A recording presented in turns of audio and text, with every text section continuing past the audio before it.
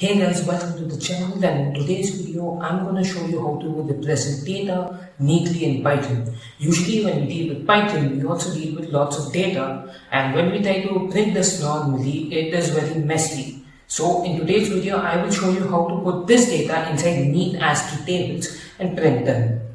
Before we go ahead, make sure to subscribe to our YouTube channel and let's begin.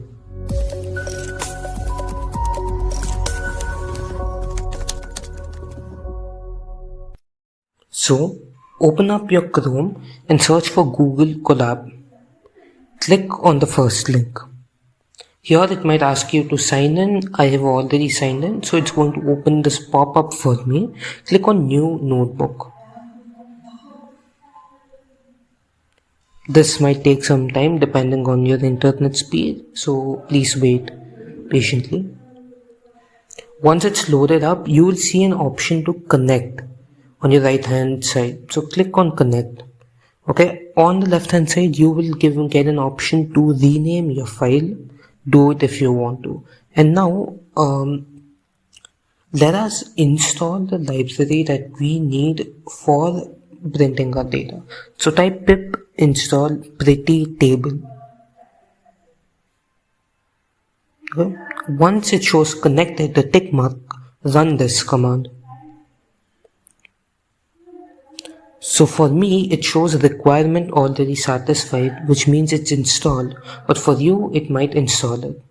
Alright, now click on the plus code again, and now we'll actually start coding the program.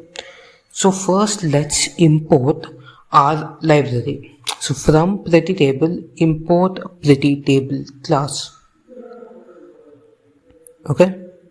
Now I'll make an object of this class that I've imported. My table is equal to Prettytable, and inside this I will actually pass in the column names that I want. I want student, their section, and their grade as the column names. All of this should be enclosed in a list. Now we need some data to put inside this table, and I have previously made some data of me and my friends, as you can see here.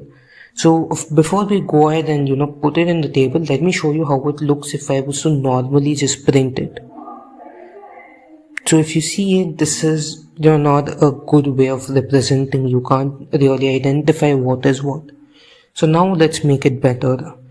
Let's call my table, okay, put a dot, and we will call a method called as add rows. Inside add rows we will pass in data. Alright, and now let's just print the table. And as you can see, now we have a nice ASCII table which looks clean. You can identify what is what. It's a better way of representing.